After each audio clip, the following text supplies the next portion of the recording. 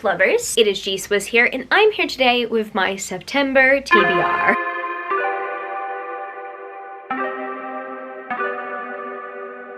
We're officially in the final third of the year. How wild is that? And I'm very much looking forward to this reading month because I've got a very exciting TBR planned. I don't know, I just feel like I'm in a bit of a dark romance mood, and so I have decided to put a few dark romances on this list today, but I've also got a few wholesome picks as well. I'm very much looking forward to this month, and I'm gonna get straight into this TBR because I don't really have anything to add at the beginning. So yeah, let's go. So I'm gonna start off with the books that I don't yet physically own, but I'm planning to listen to on audio. I'm gonna start off with Butcher and Blackbird.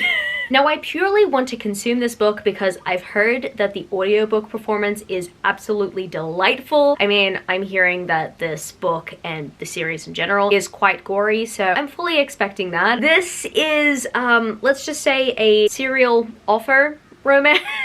I am kind of fully expecting it to be not like Haunting Adeline, but the spin-off to, no, not the spin-off, is it a spin-off? Well, technically the companion book to Haunting Adeline, which is Satan's Affair. I mean, I'm expecting it to reach those kind of levels of gore, but I've heard that this book is much more comedic. I'm a little bit nervous about it because obviously, whilst it seems to be quite exciting and thrilling, I can't predict whether I'm going to love the actual romance or not. So we'll see how I go with this one, but I'm very much looking forward to listening to the audiobook performance of this book and maybe even the second book as well. I'm very curious about the series because I've heard great things about the audiobook performance, and I'm very much in the mood to read something dark. The second and final book series that I have to mention that I'm going to be listening to on audio because I don't own the physical books of the series is the Queen of the Damned series by Kel Carpenter. The books in this series come with my Audible Plus subscription, my US subscription, because I tend to have many more completed series in audio for free on that subscription, and this just so happens to be one of them. And I don't really know much about it, but I'm curious about it. But I feel as if it's already giving me Jennifer L. Armentrout vibes. I don't know, I'm just wanting to find a new paranormal romance series that kind of reminds me of a good Jennifer L. Armentrout paranormal romance series. I am seriously craving a reading experience like the Harbinger series by Jennifer L. Armentrout, and I'm hoping that this series might just be like that. If not, then okay, I tried and the series was free to listen to. So yeah, we'll see how I go. The audiobooks tend to be on the shorter end of things, so I can see myself devouring the series. I hope I like it. And moving on to some manga that I would love to get to this month, starting off with Love's in Sight. I would love to proceed from volume 5 because volume 8, the final volume, is coming out within September. And I'm so looking forward to continuing on with the rest of the series because it is one of my favorite romance mangas at the moment. The story has been absolutely wholesome so far, and every single time I see these two on a cover, I just squeal. I mean, look at them, they're so cute! If you guys don't happen to know, this romance follows a delinquent guy and a girl who is vision impaired, and the delinquent guy would do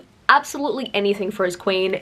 Honestly, he is the most protective, tough guy, but he has such a soft spot and he's just absolutely adorable. They're both so adorable in the story, and in my personal opinion, this is a match made in heaven. They are absolutely adorable together, but I also very much appreciate his character development. Like, his character development is some of the best I've seen in romance manga. I don't know, I just really love it. This story is just very wholesome. I mean, at times, yes, it does have some heavy subject matters, but overall, it just feels so comforting. And essentially, the story makes my cheeks hurt because of how much I smile while thinking about it or reading it. Cannot wait for it, and I am so sad that the finale is coming out within the month and their story will not be continuing on from that point, but I just really hope that this series is going to be an anime. If not, then I will reread it. And speaking of re-experiencing stories, I have Freerun. Yes, I finally have volume 1 and I cannot wait to re-experience the story from the beginning, but in manga form. I love Freerun the anime. Like, absolutely adore Freerun Beyond Journey's End. The animation is beautiful, the score is just heartwarming. This story in general is heartwarming but also very heartbreaking. Like, you're seeing Freerun get to know everyone in the story, and there are some connections that she has made, and then there are some encounters where she wished she made more of a connection with those people.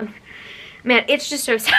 But overall, I really do appreciate the core message of the story, and that is that life is short, and any opportunity that you can get to make connections and to make friends along the way and to enjoy the journey, just do it. This really spoke to me as someone who really struggles with social anxiety. I really relate to Freerin, and funnily enough, this story reminds me of all the regrets I've had in my life and how I should start taking more opportunities and putting myself out there and to make friends and to nurture friendship. Freerin Beyond Journey's End is everything to me. I haven't even read the manga yet. I mean, I've watched the anime and I'm absolutely in love with it. I cannot wait to continue on with the story in manga form. I really hope I like it just as much as I enjoyed the anime. I'm pretty sure that I will though. And a book that I have to mention that is on the lighter side of things before I go into the dark and heavy side of things is At First Bite by Olivia Dade. I want to finally read this book. This is the beautiful Afterlight exclusive edition that I received in my January monthly box, and it is just absolutely gorgeous. I mean, check that out. I think I also have some more in-page art on the side. Yes, I do. Yeah, I've heard great things about Olivia Dade's works. I am very much looking forward to reading the Spoiler Alert series, and I initially was planning to read that series before going into this book, but for some reason, At First Bite is really calling to me. I mean, I was honestly trying to balance out my TBR just a tiny bit because I am in the mood to read something dark, but I decided to pick out one book that would make a good breakaway read from all the dark books, so I picked this one. At First Bite is on my TBR for the month, and another reason why I added this to my monthly TBR is because I already started listening to the audiobook on Scribd, so I have made a little bit of progress.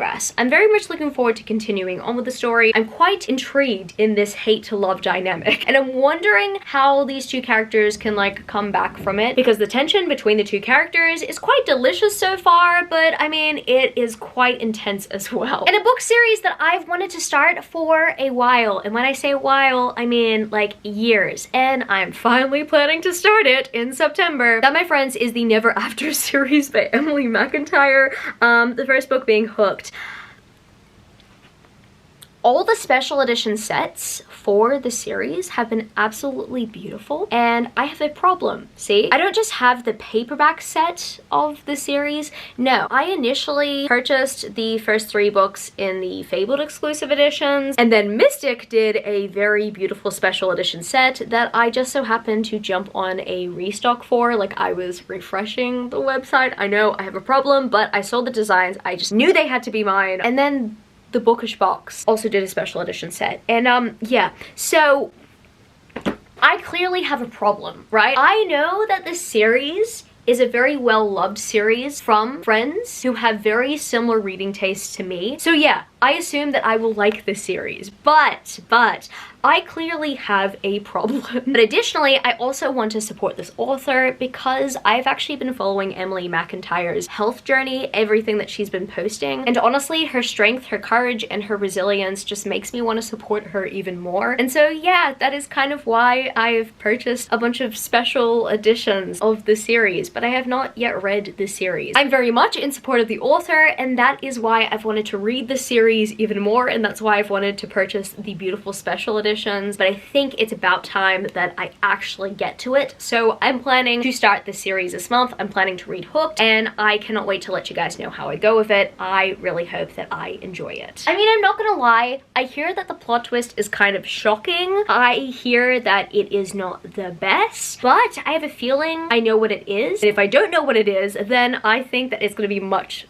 less severe than what I assume it's gonna be. Right now, my expectations for this Hook character are like on the floor. So let's hope in reality that it's a little bit higher than that. And I have another dark romance, and I have another beautiful special edition. This is One Cursed Rose by Rebecca Sonetti. Now, this book has been pitched as Beauty and the Beast with like social media influencers. I don't know how that works, but also, I mean, look at the stunning cover and the beautiful pages. I needed to purchase the special edition because I heard it was limited, and you know what? I mean, roses, they call to me. I mean, look at that. This hardback is fabricy. The quality of this is magnificent. Oh my goodness, there is also a reverse dust jacket. I mean, it's not like I'm going to use this reverse dust jacket because I prefer roses and flowers, but I mean, that's a cool option to have if people are tired of the roses. I essentially want to read this because it's a Beauty and the Beast reimagining. There isn't really anything else to it. Beauty and the Beast is my favorite fairy tale, and I will read any fairy tale reimaginings of Beauty and the Beast where possible.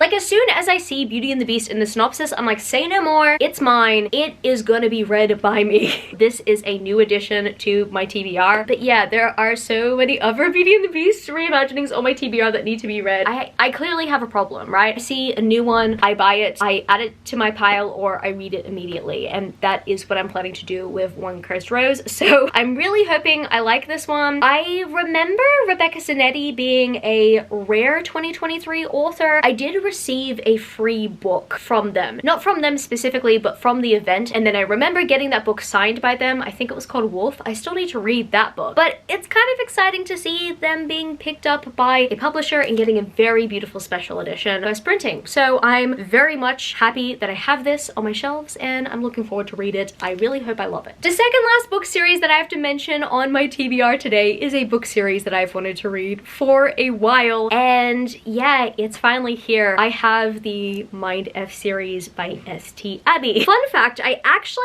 purchased the new cover for this book, and I was given the old cover, and I know that this is out of print and is like selling for very high at the moment, but because Amazon sent me the wrong cover, I was able to request a refund, and they gave me a refund, and I was able to purchase another book. So I technically got this bind up for free. I am seriously so excited to read this series because I've heard absolutely nothing but great things about this series from those that I trust. And I'm gonna be honest here, for the longest time I did not purchase this bind up because I don't like this cover at all. But I've asked my husband, who is an illustrator, if I could commission a dust jacket for my bind up if I really love this book. And he said, yes, we'll do it. And he works at a printing company as well, where in his day job he is printing more dust jackets from those who have been sending them to his printer. So he could be doing both for me. He could be illustrating the beautiful artwork, and he could be printing the dust jacket as well. So I'm very much looking forward to that if I like the story enough, okay? I don't want to put him through all of it if I don't love the story, but I'm very much curious about the story, and now I have a bind up. This was not too expensive because I purchased it during Prime Day week, so overall it was a great investment. I mean, technically I got it for free because, yeah, I was able to get a refund due to false advertisement.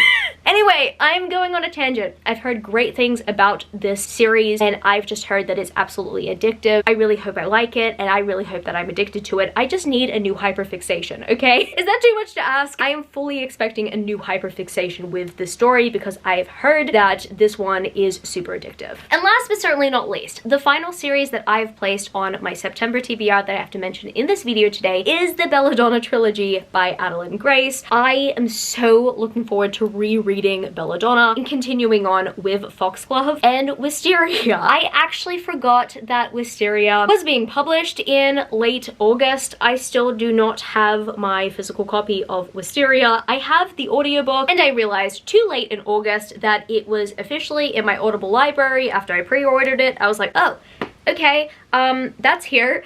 Well, I have to go back and reread Belladonna because as much as I loved Belladonna the first time I read it, I want to re-experience the story and then proceed from there. I do still need to give myself a refresher on the story, but I hope that it captures the same kind of magic that I experienced upon my first read. I mean, this book is very special to me because I read it soon after I had lost a friend in my personal life. So my first reading experience of this book was very personal, but I'm really hoping this time I can fully immerse myself in the plot and in the romance. I mean, it's probably gonna make me cry a couple of times, but this time I'm going all in with the series, baby. I cannot wait to binge this series. I am so looking forward to the story and following these characters again and falling in love again. Belladonna was an absolutely beautiful book, and I am just expecting that the rest of the books in the series are also going to be absolutely marvelous. I really hope this becomes one of my favorite series of all time. We will see, but there's only one way to find out, and that is if I devour it. So I guess it's gonna be finally, if this video today, book lovers, if you happen to stay to the end of the video, leave me the pink heart emoji with the sparkles. And if you happen to enjoy this video, don't forget to give it a thumbs up and subscribe to my channel if you haven't yet already. Join the amazing community of book lovers. And also, I have social medias. I'm at gswizzelbooks on Twitter and Instagram, and I'm also at GOODREADS. That's www.goodreads.com/gswizzle. And finally, I'm at TikTok. I'm at gswizzle on TikTok if you want to follow me there for some bookish content. I love you, book lovers, and I will see you later. Peace. Started out with half and I flipped it into double. Started out with half and I flipped it into double.